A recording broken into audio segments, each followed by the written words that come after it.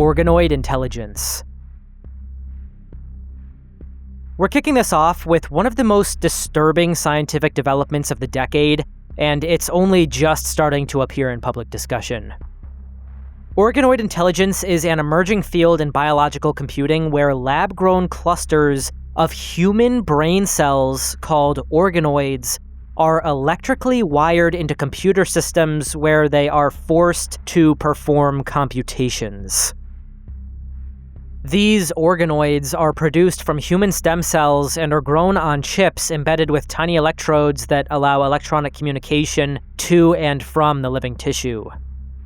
They sit in a liquid bath called culture medium, which consists of glucose, amino acids, salts, and vitamins, essentially acting as an artificial blood to feed the cells. The Australian biotechnology company Cortical Labs first demonstrated that living neurons could learn just a few years ago in 2021 with their DishBrain system. DishBrain employed some 800,000 human nerve cells, all again situated on a chip. The scientists successfully trained the cell clump to play Pong. There are no processors here. There's no artificial intelligence playing this game. This is biological intelligence, real intelligence, the same intelligence that we are using right now, trapped inside of a petri dish, hooked up with electrodes, and forced to play some menial video game. But this was only the start. Just this year, in 2026, things escalated dramatically. Cortical Labs mounted 200,000 human neurons onto another multi-electrode array and taught it to play Doom. You might have seen some posts mentioning this on social media recently. And to be clear, this is far off from the simplicity of Pong, just hitting a pixel as it bounces around a screen. Doom is a three-dimensional first-person shooter which requires much more complex human-like processes such as spatial navigation, real-time decision-making, and really even a fear response to appropriately address threats as they appear on screen. The mechanics of how this was achieved are what make it so unsettling. Engineers had to translate the digital world of Doom into the biological language of neurons, which is electricity, by mapping the video feed from the game into patterns of electrical stimulation that caused various areas of the neural cells to react. Different firing patterns corresponded to different actions, like shooting or moving in certain directions. This was achieved essentially through a system of positive and negative reinforcement. For these systems, Cortical Labs gave these cultures predictable, structured electrode stimulation when it performed well, and what they call an unpredictable or random stimulation when it failed or didn't do what they wanted it to do. This really feels like we're just whipping and rewarding helpless, imprisoned human brain cells to perform computations and calculations for us, the other humans lucky enough to be outside of the simulation. But it is. That's not even a hypothetical. That's exactly what we're doing. Apparently, the brains learned so fast that the scientists were able to teach it to play Doom from scratch in less than a week. For reference, it took them 18 months to teach it Pong just a few years earlier. Obviously, all of this begs one pressing, horrifying question. Are these cells experiencing anything? They claim that the current organoids are too small, too simple, and lack the connected architecture associated with awareness. But of course they'd say that. Let's say these researchers, probably heavily funded, actually did detect some hint or indication of consciousness. Would they actually tell anybody, or those funding them? Would they actually have the integrity to halt their research at the cost of their jobs and their business? Furthermore, in accordance with one of our recent discussions where we talked about the hard problem of consciousness, we do not understand how consciousness works.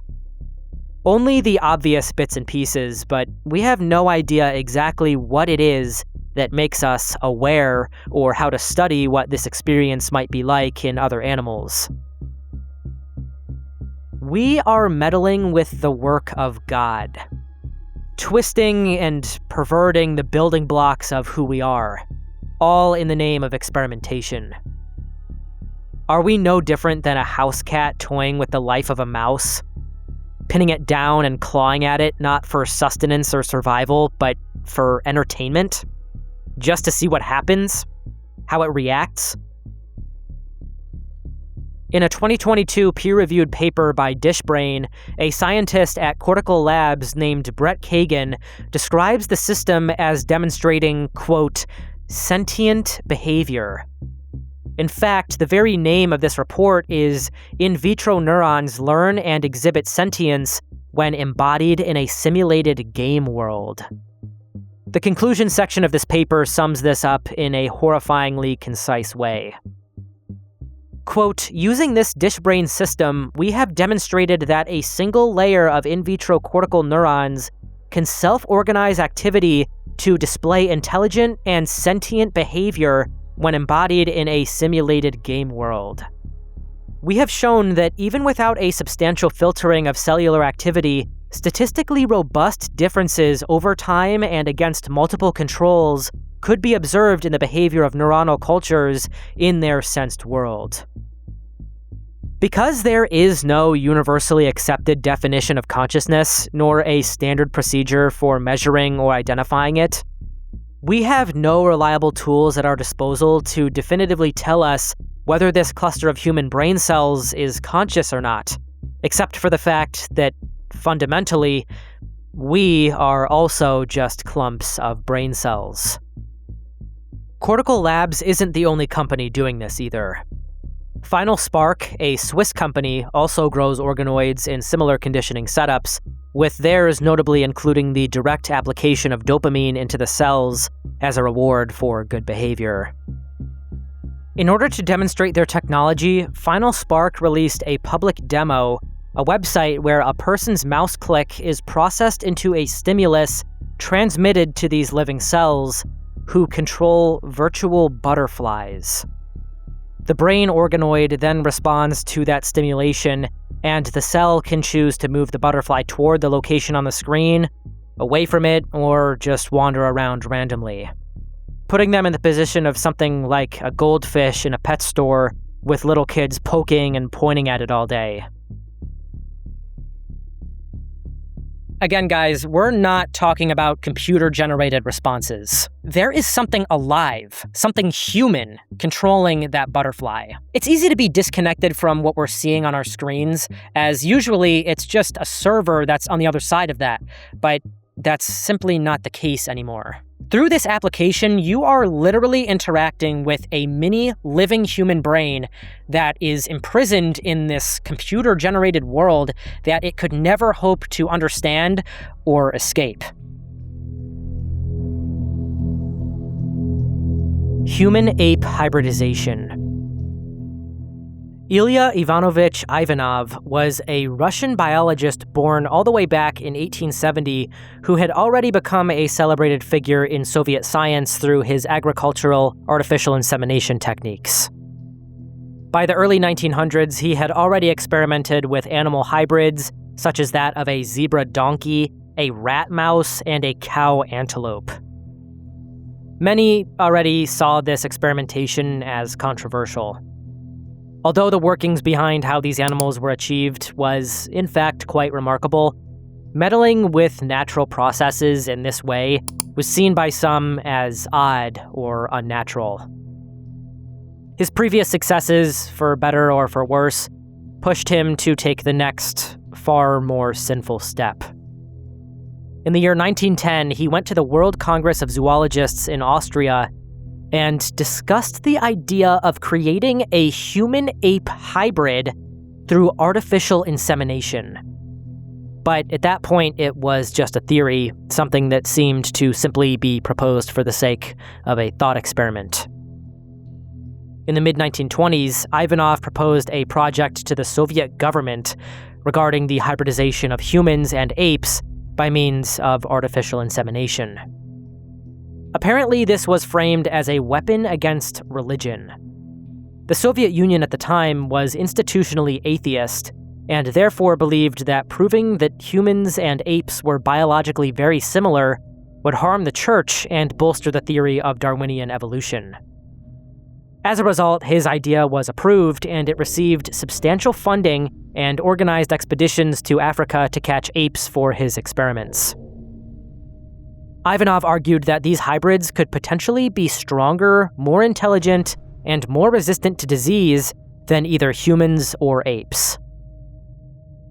In November of 1926, Ivanov traveled to French Guinea, captured 13 female chimps, and attempted the artificial insemination, but no pregnancies followed. 10 of these chimpanzees were sent to a research center for primates in the USSR, where Ivanov continued his experiments. But ultimately, the idea of having one of these apes give birth to a human-ape hybrid clearly wasn't going to work. He then took it to a whole other level, and this is probably the most disturbing part of this entire video, but Ivanov then tried to flip it around by having a human woman give birth to the hybrid. Yeah, I don't care how you try to spin this, experimentation in the name of science, whatever. This guy was absolutely disgusting.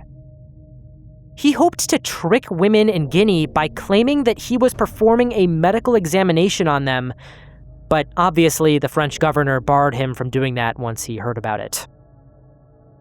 Ivanov then went back to the Soviet Union and apparently was able to find 5 Soviet women who were willing to carry these humanzee babies in the interest of scientific progress. However, by the grace of God, the experiment was never carried out. The apes Ivanov brought with him didn't hold up well in their new environment, and by 1929 he was left with a single orangutan.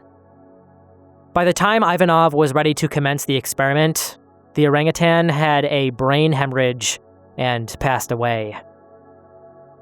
While a new set of apes were en route to Ivanov's facility, he actually ended up being arrested by Soviet authorities in December of 1930 for unrelated reasons. It's not entirely clear what exactly he was charged with, but there was a pattern of Soviet scientists being swept up in political conspiracy accusations and penalized. He was exiled to the Kazakh Soviet Socialist Republic and died of a stroke there in 1932. His human-ape hybrid never came to fruition. That was the most widely documented attempt in human history to create a hybrid like this. Colloquially, they have been referred to as humanzees. There have been several other alleged documented cases of other humanzee experiments, some coming with claims that the egg was successfully fertilized and that a fetus had developed for several months before the ape eventually died.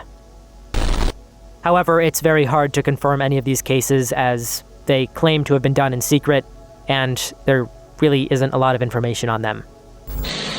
There are still debates within the scientific community as to whether a hybrid like this is even possible. If it is, it's absolutely horrifying to imagine what this being might look like, act like, or think like if it were to be born into the world. The butterfly people of Joplin. It was Sunday evening, May 22nd, 2011. An EF5 tornado, literally the most powerful classification a tornado can have on the EF scale, hit Joplin, Missouri sometime around 6 p.m. that night. This was truly a nightmarish event.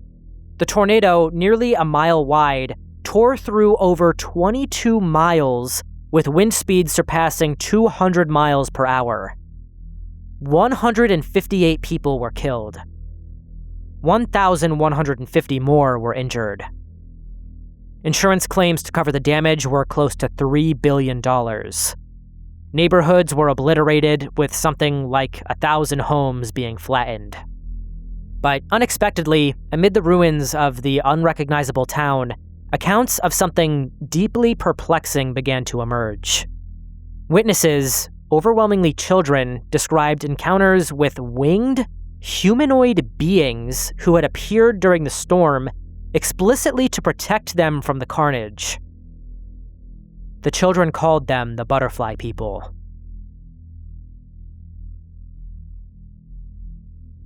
One of the earliest accounts involved a family who took shelter inside of a closet as the tornado ripped their home apart. The wind was so powerful that the roof was literally torn off above them and thrown away in shreds. The son of the family then looked up and claims to have seen a woman with wings hovering above the family as if she was shielding them from oblivion. The family not only survived, but was left physically unharmed. The closet was literally the only part of the house left standing. Everything else was erased from existence. Another documented account is that of Lage Grigsby, age 14, and Mason Lillard, age 10, who were both riding in their grandparents' truck when the tornado touched down. The 200-mile-per-hour wind literally picked the truck up off the ground and threw it over 300 feet across a parking lot. Grigsby was thrown from the vehicle and Lillard was pinned inside. Apparently, both of these children independently reported seeing people with wings. Lillard claims that as she lay trapped inside the wreckage, she felt a hand touch her shoulder. She initially thought it was her cousin, but when she looked, she says she saw two butterfly people, one with brown hair and one blonde. Other accounts flooded in. A 4-year-old boy told his father that two butterfly people had been holding their car to the ground as the tornado threatened to carry it away like everything else. Another 4-year-old who was swept 6 miles, I can't even believe that that's accurate, into an open field, survived and told rescuers that angels had caught him and set him down gently. A 5-year-old Eli Morgan was found mysteriously wrapped in a carpet without even a single scratch on his body after the rest of his family had been blown out of the hallway where they had been sheltering in place. An adult nurse treating the injured in the aftermath reported witnessing a tall, robed figure standing beside a mother and child she had come to help. At first, she assumed it was another person, but quickly claims to have realized that it was something otherworldly, feeling certain that it was some kind of a protector. To me, the strangest aspect of these butterfly people sightings is the widespread documentation of these sightings in the immediate aftermath of the incident, all within this fairly small town. The population was only 50,000 people at the time. You know, even if it was just a couple of kids, it wouldn't really be something that I would draw my attention to. But the fact that there are so many children that all claim to have seen the same exact things and all went through these highly traumatic incidents where it looks like they really should have died, I don't know, kind of makes you scratch your head. The Joplin Child Trauma Treatment Center, which worked with something like half of all the children in the local school system, became a sort of hub where these stories were shared. Strikingly, the clinical director of the treatment center, Danielle Robinson, reported that therapists were frequently independently encountering children and young adults of all ages who described visions of white lights or, again, these butterfly people that literally came to them to protect them from the storm. Religious background seemed to not be a factor, as all kinds of children from all different walks of life reported these sightings. That same year, over 200 volunteers collaborated to create a community mural in Joplin to commemorate the peculiar encounters.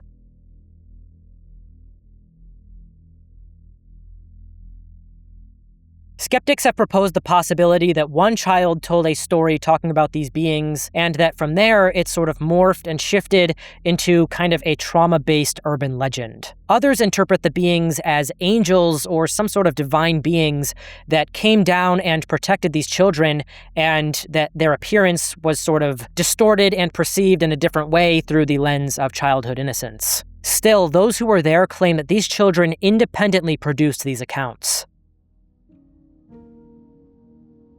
So as some of you might have noticed, this is the first video in quite a while where I am actually sitting down in a chair. And that's because the chair that I used to use, just like your average gaming chair, kind of started to get a little bit uncomfortable. But thanks to today's sponsor, FlexiSpot, I am now seated in their premium C7 Max ergonomic chair. I am so happy they reached out because this is the most comfortable chair I have ever owned, and seriously, I didn't realize how uncomfortable my last chair was until I sat in this one. This chair has the perfect adjustable headrest, backrest, and lumbar support. They've taken it a step further to support the sacrum, which is part of the back below the lumbar, and it's obvious from the moment you sit down that this chair really is something else. It also has these super cushy adjustable armrests. My old chair used to have these plastic ones that after a while would make my elbows uncomfortable. I used to feel kind of inefficient when sitting down scripting or filming or editing in my old chair, and I just kind of always felt the need to get up and move around. And I didn't realize why that was until I actually took a seat in the C7 Max. You can seriously focus so much better when you're seated in a really nice chair that doesn't make you feel like you need to get up all the time or shift around. It allows you to be much more locked in on what you're actually doing when you can just perfectly adjust the chair to exactly how you want it. It perfectly supports your back and your neck, and you can just do what you need to do without feeling the need to shift around. I can highly recommend FlexiSpot's C7 Max or their other excellent premium chairs. Included is a 10-year warranty on any damaged parts and a 30-day return policy in case you're not satisfied, because they know you will be. Of course, the link to their website is in the description. Thank you so much to FlexiSpot for their support. Now, back to the video. BPA on receipts absorbed through skin. Paper receipts. We touch them all the time. Grocery stores, gas stations, restaurants, ATMs, drive-thrus, coffee shops, department stores. Little is it discussed that these receipts are coated with a fine layer of chemical developers that make the printing process work without ink. For decades, the dominant chemical used in this coating has been BPA. BPA can easily enter the human body, not just through diet or even inhalation, but through simple skin contact, and it happens fast. What makes receipt exposure uniquely concerning is the form in which BPA enters the body through the skin. BPA occurs in two chemical forms. The conjugated form enters the body through the oral route, while the unconjugated form enters via dermal contact, or skin contact, and inhalation. And it's only this unconjugated form that can bind to estrogen receptors, making it more active and hazardous. BPA actively blocks testosterone. Rather than binding to androgen receptors and activating them the way testosterone would, BPA acts as an androgen antagonist, meaning it occupies and blocks these receptors, preventing testosterone from docking and actually being used in the body. Instead, the testosterone that is produced is essentially just discarded. It doesn't actually do what it needs to do in the male body. For men, research links BPA exposure like this to reduced testosterone concentrations in blood, reduced sperm motility, and decreases the pituitary signal that tells the body to produce testosterone in the first place. It gets even scarier when we talk about BPA absorption during pregnancy, even just temporarily as the baby is developing in the womb. The masculinization window during fetal development is very narrow. If BPA interferes with hormone signaling during that period, the downstream consequences on reproductive anatomy and hormonal health is permanent. Even after the BPA clears out of the mother and child's body, the effects can and do remain. Think about all the receipts we touch every day. Think of all the pregnant women who use the checkout lines at Walmart, Starbucks, clothing stores. Those poor mothers and children, the future of our world, have no idea that the simple action of purchasing goods is harming their health, and if done at a bad time, it can be permanent. Forget for a moment about the number of receipts that the average person touches, and consider instead the number of receipts retail workers, fast food workers, waiters and waitresses, anyone who handles receipts hundreds of times a day throughout their shift might be coming into contact with. The skin absorption problem is more serious than regulators previously thought. Regulatory agencies like the European Food Safety Authority based their exposure estimates on assumptions that typical adult handling involves only one receipt per day for under a minute, touching only 3 fingertips. However, actual observational research found that this is not how the average person holds their receipts. Over 60% of people allow receipt paper to touch their palm, and they end up handling them far longer than a minute. Especially when you consider the fact that some people put them in thinly lined pockets or allow the receipt to rub against other objects they come into contact with later. Once inside the body, BPA functions as xenoestrogen, or a chemical that mimics the effects of estrogen. Recent studies have indicated that BPA might literally have a similar potency to estradiol in stimulating biological responses. Estradiol is literally an actual estrogen produced in the ovaries. Now, I'm sure some of the guys watching this right now can see where I'm going with this. And yes, it is just as bad as it sounds, and it means exactly what you think it means. Handling receipts literally can produce feminizing effects in men, and there is substantial scientific evidence that this is the case. One notable study I found on this was published in the journal Reproduction in 2021 by Laura N. Vandenberg at UMass Amherst. Her study exposed male mice to BPA and compared the effects on certain vulnerable female traits to that of a control group. Quote, "The male mouse mammary gland has also been used to evaluate the effects of specific estrogenic environmental contaminants. CD1 mice exposed to low doses of BPA during early development had larger, more elaborated mammary glands in adulthood." This is just one of many accredited studies which have made the same findings. BPA exposure, especially for males still in the embryo, has been linked to atrophy of masculine features in the body and harm to the male reproductive system. And no, this isn't good for women either. It's also widely known in the scientific community that artificially or significantly increased estrogen levels in women can link to breast cancer risks, the leading type of cancer in American women. If we take a look at this study published by Scientific Reports in September of 2021, we'll find more clear evidence of this correlation. In fact, the study ends up finding that women with breast cancer were found to have significantly higher levels of BPA stored in their fatty breast tissue as opposed to the control. This comes directly from the conclusion section of the paper. BPA can accumulate in breast adipose tissue due to its lipophilic and bioaccumulation properties. Even with the limitation of obtaining more control subjects in this study, BPA means concentrations in cancerous patients were significantly higher than non-cancerous individuals, which could indicate the presence of BPA in breast adipose tissue might increase the risk of breast cancer incidence. Even crazier, BPA has been shown to induce resistance to multiple chemotherapy drugs. So BPA exposure can both cause cancer and then actively make that cancer harder to treat.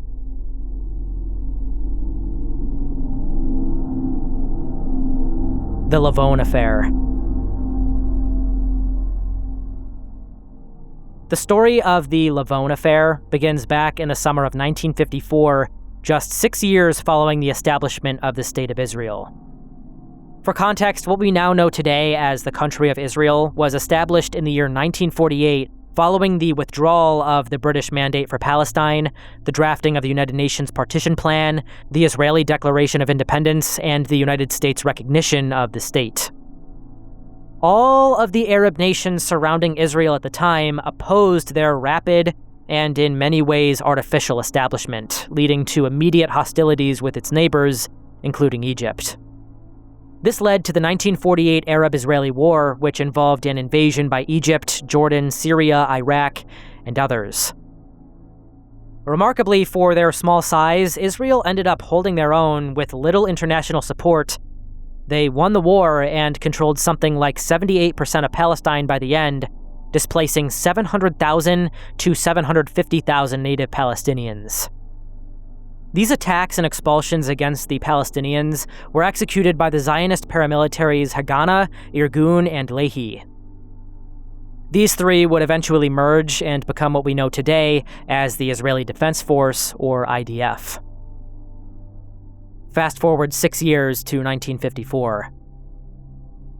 The new nation of Israel, now facing the consequences of establishing their country literally in the most hostile location possible, feared being isolated and left to fend for themselves in the future. That year, Egypt was in talks with Britain, negotiating for a complete withdrawal of British troops from the Suez Canal zone, a move which was actively being encouraged by the United States. The British at the time had a deal with Egypt, allowing them to defend the Suez Canal and station significant military forces there for that purpose. Israel saw the British military presence as a buffer between the two nations, and as a result, this withdrawal would leave them without Western protection. When diplomacy failed to encourage the British to stay in the region, many within Israel's military intelligence began considering bolder action. What do you think that bolder action might have been? A, they decided to bolster their own military to dissuade further conflicts with the Arabs. B, they tried to negotiate peacefully with the Arabs, perhaps advocating for peaceful cooperation with their neighbors. Or C, they decided to bomb British and American businesses in Egypt. Yeah, it's Israel. They chose C. Colonel Benjamin Ghibli, head of the Israeli Defense Forces Amman Directorate, came up with a plan to disrupt the negotiations between Britain and Egypt by staging a series of false flag bombings that were to appear to be the work of Egyptian extremists such as the Muslim Brotherhood. The ultimate goal here was to erode Western confidence in the new Egyptian regime of Gamal Abdel Nasser, motivating Britain to keep its military forces in the area to protect their interests in the Suez Canal. Israel codenamed this Operation Susanna, and the attacks were never intended to point back to them. Of course, the Israelis didn't just come up with this idea out of nowhere. The cogs for Susanna had already been laid in place beginning years earlier. Israeli agent Avraham Dar, who operated under the likeness of John Darling, traveled to Cairo and Alexandria to recruit young Egyptian Jews sympathetic to their cause. These were mostly 20-something-year-old men drawn from tight-knit Jewish social circles. They had to train in sabotage techniques, explosives, and covert communications. By 1952, some of these men secretly traveled to Israel for deeper training before they were secretly sent back to Egypt. This group became the sleeper network known as Unit 131. They named their mission Operation Susanna, with an Israeli radio broadcast of the American folk song, "Oh Susanna," being their activation signal. Israel specifically chose civilian targets which were symbols of Western presence. American and British-owned theaters, libraries of the United States Information Agency, post offices, and Western educational centers. The bombs, which were just bags of acid placed over nitroglycerin and hidden inside books, were timed to detonate hours after these institutions closed.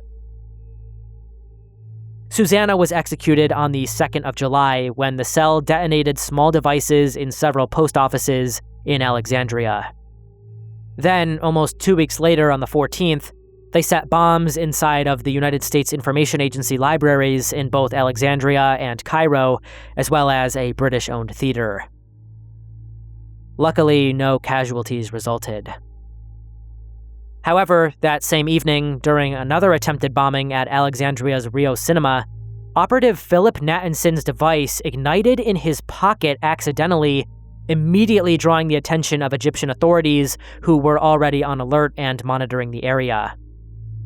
Nathanson was arrested on the spot, and he ended up being the weak link that exposed the entire plot to the entire world. The Egyptian authorities immediately began investigating Nathanson and quickly acquired enough intel to begin raiding the apartments of the other Unit 131 members. They found bomb-making materials and coded documents. It only took a few days for the entire network to completely fall apart. 11 Egyptian Jews ended up being arrested for their involvement with the cell. They faced harsh interrogations and a show trial, which began on the 11th of December 1954. The leader of the Cairo branch and the leader of the Alexandria branch were both sentenced to death in Cairo. Another 2 were acquitted, and the rest faced sentences ranging from 7 years to life in prison. Israeli Defense Minister Pinhas Lavon denied any knowledge of the operation, insisting he had never issued orders to Ghibli. However, Ghibli claimed that Lavon had actually personally approved the mission. Prime Minister Moshe Sharet ordered an internal inquiry, with that report apparently proving to be inconclusive. In short, there was a lot of pointing fingers, but no conclusive admissions of guilt by the state of Israel at the time. Operation Susanna, what would eventually come to be known as the Lavon Affair, wouldn't be publicly acknowledged by Israel until the 30th of March 2005, when Israeli President Moshe Katsav hosted a ceremony in Jerusalem, not condemning or apologizing for the bombings, but honoring the operatives from Unit 131. He presented those who were still alive all these years later with certificates of appreciation and symbolic IDF ranks. President Katsav stated, quote, "Although it is still a sensitive situation, we decided now to express our respect for these heroes." Chief of General Staff Lieutenant General Moshe Ya'alon added that it was, quote, "historic justice for those who were sent on a mission on behalf of the state and became victims of a complex political affair." Calling these agents heroes and acknowledging the fact that they were sent on a mission on behalf of the state confirmed Israel's direct responsibility for recruiting, training, and deploying the cell for these false flag bombings, only acknowledging their role decades later once the dust had settled, of course. In June of 2016, the IDF and Defense Establishment archives declassified documents related to the affair, including letters from Binyamin Ghibli, where he asserted that, quote, "the instructions to carry out the operation were given by me according to the stipulations from the then Defense Minister Pinhas Lavon." These admissions proved that the operation was under high-level oversight. This wasn't just some rogue operation. Israel ordered a false flag operation on British and American businesses in Egypt with the explicit purpose of manipulating us into defending them. Koch Industries. Koch Industries, spelled K-O-C-H, not to be mixed up with the drink, is one of the largest privately held corporations in the United States. They have over 120,000 employees and make something like $125 billion a year. But despite this fact, you probably have never even heard of them. It was founded by Fred Koch in 1940, who built the company on oil refining and pipelines before eventually becoming the massive conglomerate that it is today. After Fred's death in 1967, his son Charles Koch took over and ran the company for decades alongside his brother David. Koch would go on to become one of the prime examples of corporate environmental destruction, regulatory fraud, and political manipulation in American history. Their fingers spread deep into oil refining through their company Flint Hills Resources, chemical manufacturing through Invista, paper and wood products under Georgia Pacific, fertilizer production, and an extensive pipeline network which owns and operates 4,000 miles of petroleum, natural gas, and chemical pipelines. It was announced in January of 2000 that the EPA and DOJ were going to force Koch to pay what was, at the time, the largest civil fine ever imposed on a company under any federal environmental law. $30 million to resolve the claims brought against them for more than 300 oil spills coming from its pipelines and facilities across 6 different states, including Oklahoma, Texas, Kansas, Louisiana, Missouri, and Alabama. The settlement also required Koch to funnel money into preventing leaks in their systems and to spend an additional $5 million on environmental projects. That same year, a federal grand jury in Texas indicted Koch Industries and Koch Petroleum Group on 97 counts, charging them with environmental crimes at one of their Texas oil refineries. Under the Clean Air Act, they failed to install required emission control devices in their systems and released immense quantities of untreated benzene directly into the atmosphere through a smokestack. They admitted that they did actually install the benzene control equipment, but ended up purposely disconnecting it. At Koch's refinery in Pine Bend, it came out that a machine inside had broken down, creating massive amounts of toxic ammonia as a byproduct of the chemical refining process. They could and should have chosen to shut down that part of the refinery until the issue was fixed. But of course they didn't.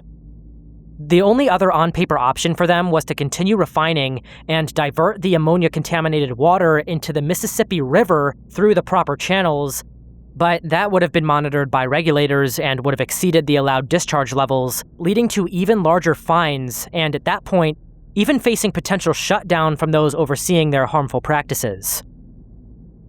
So they carved out a third option.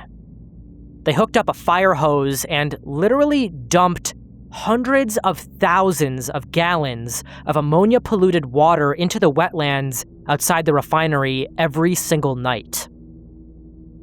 An environmental engineer named Heather Farragher tried to report what was going on up the chain of command. She was employed specifically to monitor water pollution levels and ensure that the company wasn't pumping too many toxins into the Mississippi River. She told her bosses clearly and repeatedly that dumping in the wetlands was the wrong thing to do, but because her position was explicitly labeled as a non-profit area of the company, meaning technically necessary but not important for generating profits, she was essentially ignored.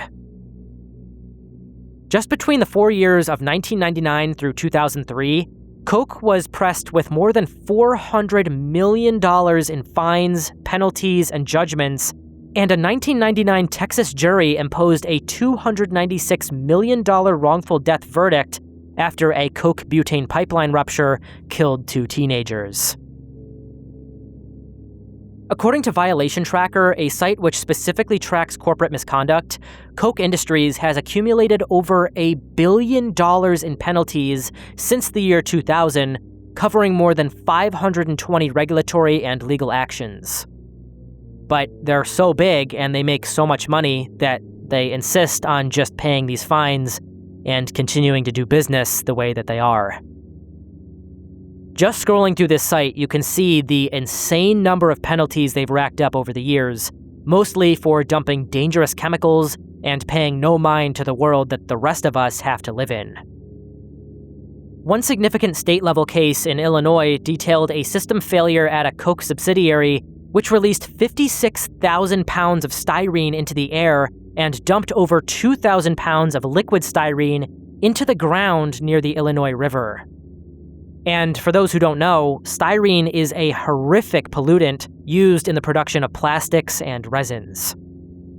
Even beyond all of this, in a pattern that honestly might be even more scummy than the direct pollution, Koch has also constructed a vast political lobbying machine to use the funds generated through their harmful practices to fight against the very regulation that has caught them in the past.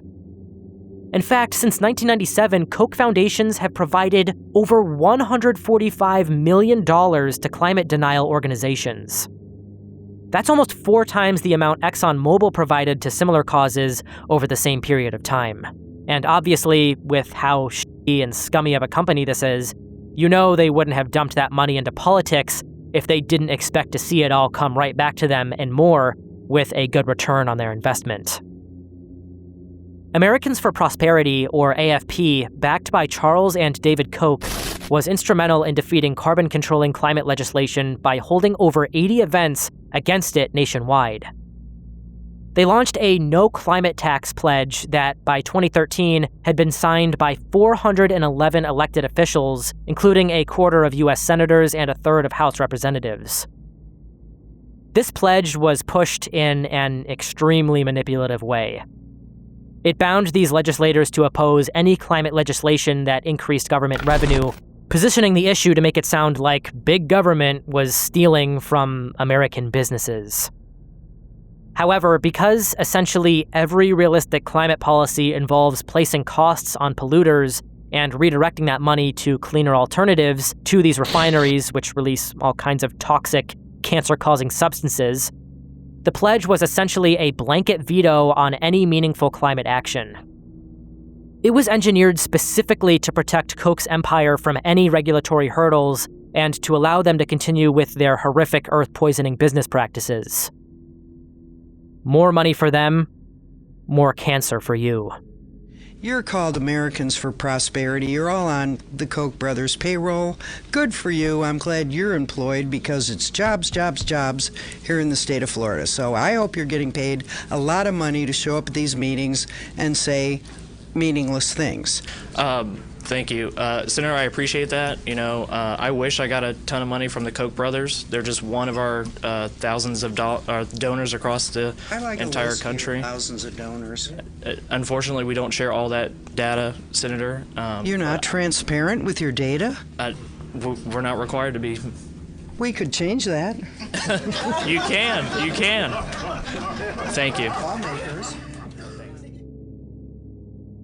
During the 2020 federal elections alone, AFP's super PAC spent more than $47.7 million on federal contributions to politicians who are supposed to be representing us, not these massive corporations who will destroy our homeland for any extra dollar they can scrape out from the earth.